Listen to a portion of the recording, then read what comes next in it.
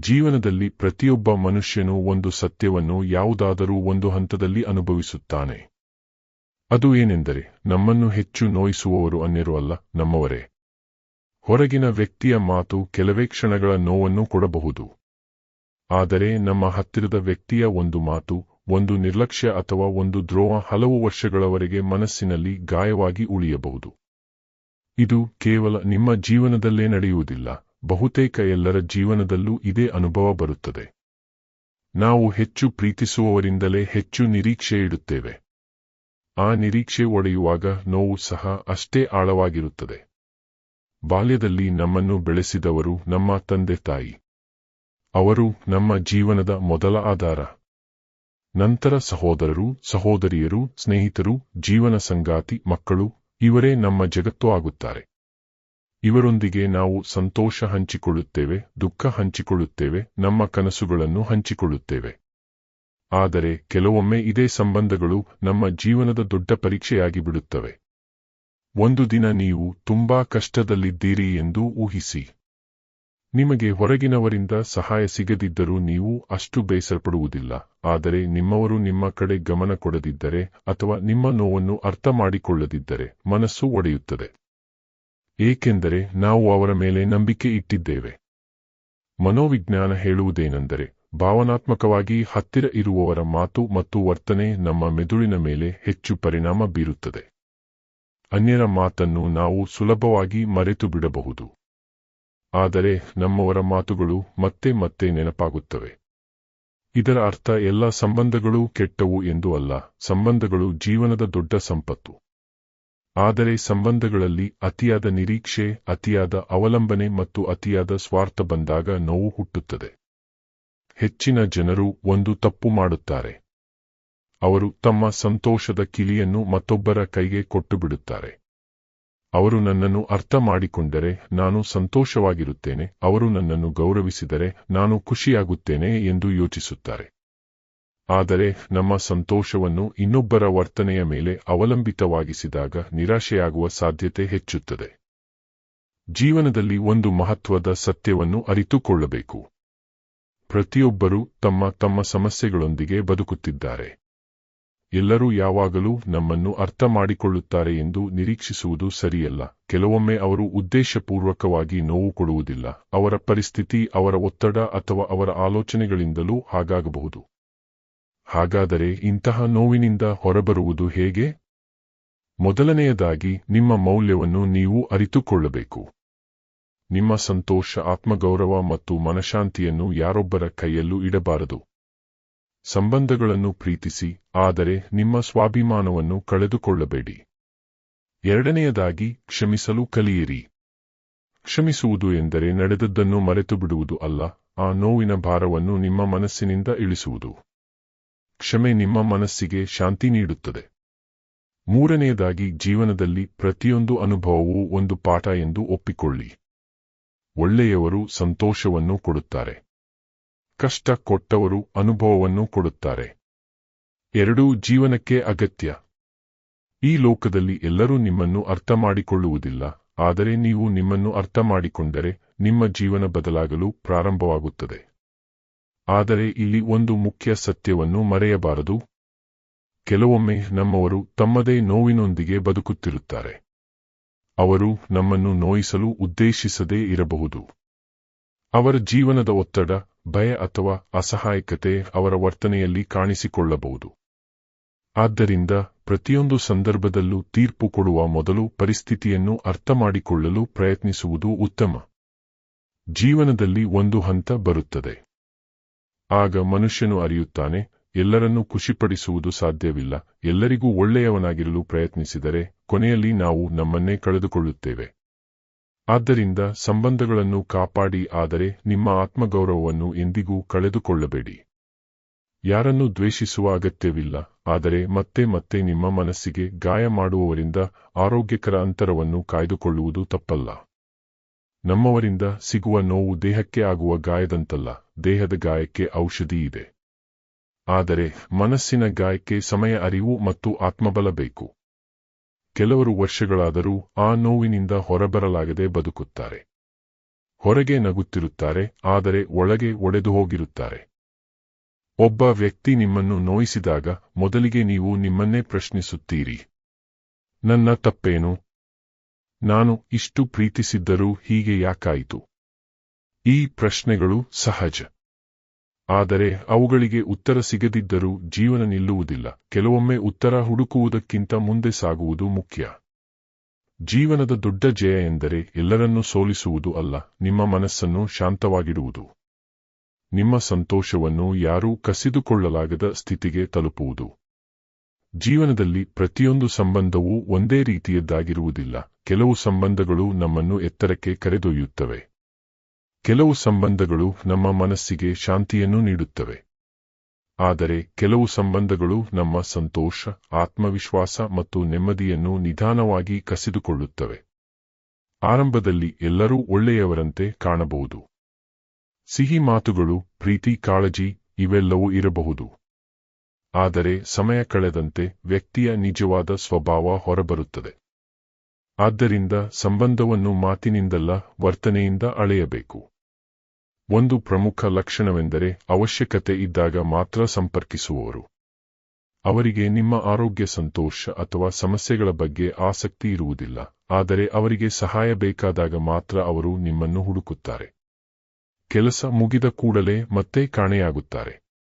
ಇಂತಹ ಸಂಬಂಧಗಳು ಪ್ರೀತಿಗಿಂತ ಸ್ವಾರ್ಥದ ಮೇಲೆ ನಿಂತಿರುತ್ತವೆ. ಜೀವನದಲ್ಲಿ ಪ್ರತಿಯೊಂದು ಸಂಬಂಧವೂ ಒಂದೇ ರೀತಿಯದ್ದಾಗಿರುವುದಿಲ್ಲ. ಕೆಲವು ಸಂಬಂಧಗಳು ನಮ್ಮನ್ನು ಎತ್ತರಕ್ಕೆ ಕರೆದೊಯ್ಯುತ್ತವೆ. ಕೆಲವು ಸಂಬಂಧಗಳು ನಮ್ಮ ಮನಸ್ಸಿಗೆ ಶಾಂತಿಯನ್ನು ನೀಡುತ್ತವೆ. ಆದರೆ ಕೆಲವು ಸಂಬಂಧಗಳು ನಮ್ಮ ಸಂತೋಷ, ಆತ್ಮವಿಶ್ವಾಸ ಮತ್ತು ನೆಮ್ಮದಿಯನ್ನು ನಿಧಾನವಾಗಿ ಕಸಿದುಕೊಳ್ಳುತ್ತವೆ. ಆರಂಭದಲ್ಲಿ ಎಲ್ಲರೂ ಒಳ್ಳೆಯವರಂತೆ ಕಾಣಬಹುದು. ಸಿಹಿ ಮಾತುಗಳು, ಪ್ರೀತಿ, ಕಾಳಜಿ ಇವೆಲ್ಲವೂ ಇರಬಹುದು. ಆದರೆ ಸಮಯ ಕಳೆದಂತೆ ವ್ಯಕ್ತಿಯ ನಿಜವಾದ ಸ್ವಭಾವ ಹೊರಬರುತ್ತದೆ. ಆದ್ದರಿಂದ ಸಂಬಂಧವನ್ನು ಮಾತಿನಿಂದಲ್ಲ, ವರ್ತನೆಯಿಂದ ಅಳೆಯಬೇಕು. ಒಂದು ಪ್ರಮುಖ ಲಕ್ಷಣವೆಂದರೆ ಅವಶ್ಯಕತೆ ಇದ್ದಾಗ ಮಾತ್ರ ಸಂಪರ್ಕಿಸುವವರು. ಅವರಿಗೆ ನಿಮ್ಮ ಆರೋಗ್ಯ, ಸಂತೋಷ ಅಥವಾ ಸಮಸ್ಯೆಗಳ ಬಗ್ಗೆ ಆಸಕ್ತಿ ಇರುವುದಿಲ್ಲ, ಆದರೆ ಅವರಿಗೆ ಸಹಾಯ ಬೇಕಾದಾಗ ಮಾತ್ರ ಅವರು ನಿಮ್ಮನ್ನು ಹುಡುಕುತ್ತಾರೆ. ಕೆಲಸ ಮುಗಿದ ಕೂಡಲೇ ಮತ್ತೆ ಕಾಣೆಯಾಗುತ್ತಾರೆ. ಇಂತಹ ಸಂಬಂಧಗಳು ಪ್ರೀತಿಗಿಂತ ಸ್ವಾರ್ಥದ ಮೇಲೆ ನಿಂತಿರುತ್ತವೆ. ಆದರೆ ಇಲ್ಲಿ ಒಂದು ವಿಷಯ ನೆನಪಿಡಿ, ಎಲ್ಲರಲ್ಲೂ ಸಣ್ಣ ಪುಟ್ಟ ದೋಷಗಳಿರುತ್ತವೆ. ಒಂದೇ ತಪ್ಪಿನ ಆಧಾರದ ಮೇಲೆ ಸಂಬಂಧವನ್ನು ಮುರಿಯುವುದು ಸರಿಯಲ್ಲ, ಆದರೆ ಪದೇ ಪದೇ ಒಂದೇ ರೀತಿಯ ನೋವು ಸಿಗುತ್ತಿದ್ದರೆ ಅದನ್ನು ನಿರ್ಲಕ್ಷಿಸಬಾರದು. ಜೀವನದಲ್ಲಿ ಪ್ರತಿಯೊಬ್ಬ ಮನುಷ್ಯನಿಗೂ ಅನೇಕ ಸಂಬಂಧಗಳು ಸಿಗುತ್ತವೆ. ಕೆಲವರು ರಕ್ತ ಸಂಬಂಧದಿಂದ ನಮ್ಮವರಾಗಿರುತ್ತಾರೆ. ಕೆಲವರು ಸ್ನೇಹದಿಂದ ನಮ್ಮ ಜೀವನಕ್ಕೆ ಬರುತ್ತಾರೆ. ಇನ್ನು ಕೆಲವರು ಯಾವುದೇ ಸಂಬಂಧವಿಲ್ಲದಿದ್ದರೂ ನಮ್ಮ ಜೀವನದ ದೊಡ್ಡ ಆಧಾರವಾಗುತ್ತಾರೆ. ಆಗ ಒಂದು ಪ್ರಶ್ನೆ ಉದ್ಭವಿಸುತ್ತದೆ, ನಿಜವಾದ ನಮ್ಮವರು ಯಾರು? ಈ ಪ್ರಶ್ನೆಗೆ ಉತ್ತರವನ್ನು ಹಣ, ಸ್ಥಾನಮಾನ ಅಥವಾ ಮಾತುಗಳಿಂದ ಕಂಡುಹಿಡಿಯಲು ಸಾಧ್ಯವಿಲ್ಲ. ಉತ್ತರವನ್ನು ಸಮಯ ಕೊಡುತ್ತದೆ. ಸಮಯವೇ ನಿಜವಾದ ವ್ಯಕ್ತಿಗಳ ಮುಖವನ್ನು ತೋರಿಸುತ್ತದೆ. ನಿಜವಾದ ಸಂಬಂಧಕ್ಕೆ ಒಂದು ವಿಶೇಷ ಗುಣವಿದೆ, ಅದು ಲಾಭಕ್ಕಾಗಿ ಬದುಕುವುದಿಲ್ಲ. ನೀವು ಶ್ರೀಮಂತರಾಗಿರಲಿ ಅಥವಾ ಬಡವರಾಗಿರಲಿ, ಯಶಸ್ವಿಯಾಗಿರಲಿ ಅಥವಾ ವಿಫಲರಾಗಿರಲಿ, ಅವರ ಪ್ರೀತಿ ಬದಲಾಗುವುದಿಲ್ಲ. ನಿಮ್ಮ ಪರಿಸ್ಥಿತಿ ಬದಲಾಗಬಹುದು, ಆದರೆ ಅವರ ಮನಸ್ಸು ಬದಲಾಗುವುದಿಲ್ಲ. ನಿಜವಾದ ನಮ್ಮವರು ನಿಮ್ಮ ತಪ್ಪನ್ನು ಮರೆಮಾಚುವುದಿಲ್ಲ, ಅವರು ನಿಮ್ಮ ತಪ್ಪನ್ನು ಪ್ರೀತಿಯಿಂದ ಹೇಳುತ್ತಾರೆ. ಏಕೆಂದರೆ ಅವರಿಗೆ ನಿಮ್ಮ ಬೆಳವಣಿಗೆ ಮುಖ್ಯ. ನಿಮ್ಮನ್ನು ಹೊಗಳುವ ಪ್ರತಿಯೊಬ್ಬರೂ ಒಳ್ಳೆಯವರೇ ಆಗಬೇಕೆಂದಿಲ್ಲ. ಕೆಲವೊಮ್ಮೆ ನಿಮ್ಮ ಒಳಿತಿಗಾಗಿ ಸತ್ಯವನ್ನು ಹೇಳುವವರೇ ನಿಮ್ಮ ಜೀವನದ ದೊಡ್ಡ ಆಶೀರ್ವಾದ. ನಿಮ್ಮ ಯಶಸ್ಸನ್ನು ನೋಡಿ ಹೃದಯಪೂರ್ವಕವಾಗಿ ಸಂತೋಷಪಡುವವರು ಬಹಳ ವಿರಳ. ಕೆಲವರು ಹೊರಗೆ ಅಭಿನಂದಿಸುತ್ತಾರೆ, ಆದರೆ ಒಳಗೆ ಅಸೂಯೆಪಡುತ್ತಾರೆ. ನಿಜವಾದ ವ್ಯಕ್ತಿ ಮಾತ್ರ ನಿಮ್ಮ ಜಯವನ್ನು ತನ್ನದೇ ಜಯದಂತೆ ಆಚರಿಸುತ್ತಾನೆ. ಆದ್ದರಿಂದ ಒಂದು ದೊಡ್ಡ ತಪ್ಪು ಮಾಡಬೇಡಿ. ನಿಮ್ಮನ್ನು ನೋಯಿಸಿದ ಕೆಲವರ ಕಾರಣಕ್ಕೆ ಎಲ್ಲರ ಮೇಲೂ ನಂಬಿಕೆ ಕಳೆದುಕೊಳ್ಳಬೇಡಿ. ಜಗತ್ತಿನಲ್ಲಿ ಕೆಟ್ಟವರು ಇದ್ದಾರೆ, ಆದರೆ ಒಂದು ದಿನ ನೀವು ಹಿಂದಿರುಗಿ ನೋಡಿದಾಗ ಜೀವನದಲ್ಲಿ ದೊಡ್ಡ ಸಂಪತ್ತು ಮನೆ, ಕಾರು ಅಥವಾ ಹಣವಲ್ಲ ಎಂದು ಅರಿಯುತ್ತೀರಿ. ಕಷ್ಟದ ಸಮಯದಲ್ಲಿ ನಿಮ್ಮ ಕೈ ಹಿಡಿದ ಕೆಲವು ಜನರೇ ನಿಮ್ಮ ನಿಜವಾದ ಸಂಪತ್ತು. ನಿಮ್ಮ ಮನಸ್ಸಿಗೆ ಶಾಂತಿ ಸಿಗಲೆಂದು ಕ್ಷಮಿಸಿ. ಆದರೆ ನಿಮ್ಮ ಆತ್ಮಗೌರವವನ್ನು ಕಾಪಾಡಿಕೊಳ್ಳಲು ಅಗತ್ಯವಿದ್ದರೆ ಅಂತರವನ್ನು ಕಾಯ್ದುಕೊಳ್ಳಿ. ಕೆಲವರು ಯೋಚಿಸುತ್ತಾರೆ, ನಾನು ದೂರವಾದರೆ ಜನರು ಏನು ಹೇಳುತ್ತಾರೆ? ಆದರೆ ನಿಮ್ಮ ಜೀವನವನ್ನು ಜನರ ಮಾತಿಗಾಗಿ ಬದುಕಬಾರದು. ನಿಮ್ಮ ಮಾನಸಿಕ ನೆಮ್ಮದಿ, ನಿಮ್ಮ ಆರೋಗ್ಯ ಮತ್ತು ನಿಮ್ಮ ಆತ್ಮಗೌರವವೇ ಮೊದಲ ಆದ್ಯತೆ. ನಿಮ್ಮನ್ನು ಪದೇ ಪದೇ ಅವಮಾನಿಸುವ, ನಿಮ್ಮ ಒಳ್ಳೆಯತನವನ್ನು ದುರುಪಯೋಗಪಡಿಸಿಕೊಳ್ಳುವ, ನಿಮ್ಮ ವಿಶ್ವಾಸವನ್ನು ಮತ್ತೆ ಮತ್ತೆ ಒಡೆಯುವ ವ್ಯಕ್ತಿಯಿಂದ ದೂರವಾಗುವುದು ದ್ವೇಷವಲ್ಲ, ಅದು ಸ್ವಯಂ ರಕ್ಷಣೆ. ಯಾವುದೇ ಸಂಬಂಧವನ್ನು ಉಳಿಸಿಕೊಳ್ಳಲು ಇಬ್ಬರೂ ಪ್ರಯತ್ನಿಸಬೇಕು. ಒಬ್ಬನೇ ನಿರಂತರವಾಗಿ ಪ್ರಯತ್ನಿಸುತ್ತಿದ್ದರೆ ಅದು ಸಂಬಂಧವಲ್ಲ, ಅದು ಭಾರ. ಜೀವನದಲ್ಲಿ ಪ್ರತಿಯೊಬ್ಬ ಮನುಷ್ಯನಿಗೂ ಒಂದಲ್ಲ ಒಂದು ದಿನ ನೋವು ಬರುತ್ತದೆ. ಕೆಲವರಿಗೆ ಪರಿಸ್ಥಿತಿಯಿಂದ, ಕೆಲವರಿಗೆ ಹಣದ ಕೊರತೆಯಿಂದ, ಇನ್ನೂ ಕೆಲವರಿಗೆ ತಮ್ಮವರಿಂದ. ಆದರೆ ಒಬ್ಬ ಯಶಸ್ವಿ ವ್ಯಕ್ತಿ ಮತ್ತು ಸಾಮಾನ್ಯ ವ್ಯಕ್ತಿಯ ನಡುವಿನ ದೊಡ್ಡ ವ್ಯತ್ಯಾಸವೇನೆಂದರೆ, ಯಶಸ್ವಿ ವ್ಯಕ್ತಿ ತನ್ನ ನೋವನ್ನೇ ತನ್ನ ಶಕ್ತಿಯನ್ನಾಗಿ ಮಾಡಿಕೊಳ್ಳುತ್ತಾನೆ. ನಿಮ್ಮನ್ನು ನೋಯಿಸಿದವರು ನಿಮ್ಮ ಜೀವನದ ಅಂತ್ಯವಲ್ಲ, ಅವರು ನಿಮ್ಮ ಜೀವನದ ಒಂದು ಅಧ್ಯಾಯ ಮಾತ್ರ. ಆ ಅಧ್ಯಾಯವನ್ನು ಓದಿ ಮುಗಿಸಿದ ನಂತರ ಮುಂದಿನ ಪುಟವನ್ನು ತಿರುಗಿಸಲೇಬೇಕು. ಒಂದು ಅಧ್ಯಾಯದಲ್ಲೇ ನಿಂತರೆ ಕಥೆ ಮುಂದೆ ಸಾಗುವುದಿಲ್ಲ. ನಿಮ್ಮ ಸಮಯವನ್ನು ನಿಮ್ಮ ಬೆಳವಣಿಗೆಗೆ ಬಳಸಿಕೊಳ್ಳಿ. ಹೊಸ ಕೌಶಲ್ಯಗಳನ್ನು ಕಲಿಯಿರಿ. ಉತ್ತಮ ಪುಸ್ತಕಗಳನ್ನು ಓದಿ. ಪ್ರತಿದಿನ ವ್ಯಾಯಾಮ ಮಾಡಿ. ಧ್ಯಾನ ಮಾಡಿ. ನಿಮ್ಮ ಗುರಿಯ ಕಡೆ ಗಮನ ಹರಿಸಿ. ನೀವು ಬೆಳೆಯಲು ಪ್ರಾರಂಭಿಸಿದಾಗ ನಿಮ್ಮ ನೋವು ನಿಧಾನವಾಗಿ ನಿಮ್ಮ ಶಕ್ತಿಯಾಗಿ ಮಾರ್ಪಡುತ್ತದೆ. ಯಶಸ್ಸು ಒಂದು ಅದ್ಭುತ ಔಷಧಿ. ಅದು ಹಳೆಯ ನೋವನ್ನು ಸಂಪೂರ್ಣ ಅಳಿಸದಿದ್ದರೂ ಅದನ್ನು ಹೊಸ ಅರ್ಥದಲ್ಲಿ ನೋಡಲು ಕಲಿಸುತ್ತದೆ. ಒಂದು ದಿನ ನೀವು ಹಿಂದೆ ತಿರುಗಿ ನೋಡಿದಾಗ ನಿಮ್ಮನ್ನು ನೋಯಿಸಿದ ಘಟನೆಗಳೇ ನಿಮ್ಮನ್ನು ಇಂದಿನ ವ್ಯಕ್ತಿಯನ್ನಾಗಿ ರೂಪಿಸಿವೆ ಎಂಬುದು ಗೊತ್ತಾಗುತ್ತದೆ. ನಿಮ್ಮ ಜೀವನದ ಗುರಿ ಯಾರಿಗಾದರೂ ನಿಮ್ಮ ಮೌಲ್ಯವನ್ನು ಸಾಬೀತುಪಡಿಸುವುದು ಅಲ್ಲ, ನಿಮ್ಮ ಸಾಮರ್ಥ್ಯವನ್ನು ನೀವು ಸಂಪೂರ್ಣವಾಗಿ ಬಳಸುವುದು. ನಿಮ್ಮ ಸಂತೋಷವನ್ನು ನಿಮ್ಮ ಕೈಯಲ್ಲಿ ಇಡುವುದು. ನಮ್ಮವರು ಕೊಟ್ಟ ನೋವು ಮೊದಲಿಗೆ ಶಾಪದಂತೆ ಕಾಣುತ್ತದೆ. ಆದರೆ ಕಾಲ ಕಳೆದಂತೆ ಅದೇ ನೋವು ಆಶೀರ್ವಾದವಾಗಿ ಕಾಣುತ್ತದೆ. ಏಕೆಂದರೆ ಅದು ನಮ್ಮನ್ನು ಭಾವನಾತ್ಮಕವಾಗಿ ಗಟ್ಟಿಗೊಳಿಸುತ್ತದೆ. ಜೀವನವನ್ನು ಹೊಸ ದೃಷ್ಟಿಯಿಂದ ನೋಡುವುದನ್ನು ಕಲಿಸುತ್ತದೆ. ಜೀವನದಲ್ಲಿ ಎಲ್ಲರೂ ನಮ್ಮನ್ನು ಪ್ರೀತಿಸುವುದಿಲ್ಲ, ಎಲ್ಲರೂ ನಮ್ಮ ಒಳಿತನ್ನೇ ಬಯಸುವುದಿಲ್ಲ. ಇದು ಕಹಿಯಾದ ಸತ್ಯ, ಆದರೆ ಇದೇ ಸತ್ಯವನ್ನು ಒಪ್ಪಿಕೊಂಡಾಗ ಮನಸ್ಸು ಹಗುರವಾಗುತ್ತದೆ. ಆಗ ನಾವು ಜನರನ್ನು ಬದಲಾಯಿಸಲು ಪ್ರಯತ್ನಿಸುವುದನ್ನು ಬಿಡುತ್ತೇವೆ ಮತ್ತು ನಮ್ಮನ್ನು ನಾವು ಉತ್ತಮಗೊಳಿಸಲು ಆರಂಭಿಸುತ್ತೇವೆ. ಒಂದು ದಿನ ನೀವು ಅರಿಯುತ್ತೀರಿ, ನಿಮ್ಮ ಸಂತೋಷ ಯಾರೊಬ್ಬರ ಕೈಯಲ್ಲೂ ಇರಬಾರದು. ನಿಮ್ಮ ನಗುವಿನ ಕಾರಣ ಮತ್ತೊಬ್ಬರ ವರ್ತನೆಯಾಗಬಾರದು. ನಿಜವಾದ ಶಕ್ತಿ ಎಂದರೆ ಪರಿಸ್ಥಿತಿ ಹೇಗೆ ಇದ್ದರೂ ಮನಸ್ಸಿನ ಶಾಂತಿಯನ್ನು ಉಳಿಸಿಕೊಳ್ಳುವುದು.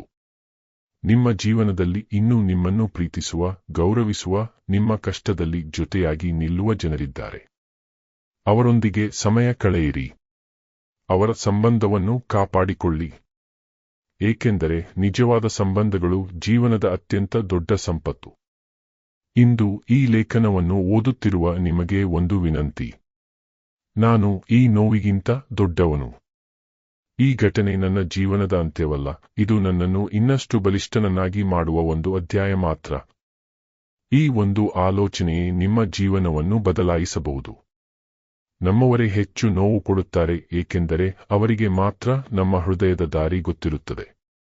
ಆದರೆ ಆ ನೋವಿನಿಂದಲೇ ನಾವು ನಮ್ಮ ನಿಜವಾದ ಶಕ್ತಿಯನ್ನು ಕಂಡುಕೊಳ್ಳುತ್ತೇವೆ. ನೋವನ್ನು ದ್ವೇಷವಾಗಿ ಅಲ್ಲ, ಅನುಭವವಾಗಿ ಸ್ವೀಕರಿಸಿ. ಆಗ ಜೀವನ ನಿಮ್ಮನ್ನು ಒಡೆಯುವುದಿಲ್ಲ, ರೂಪಿಸುತ್ತದೆ.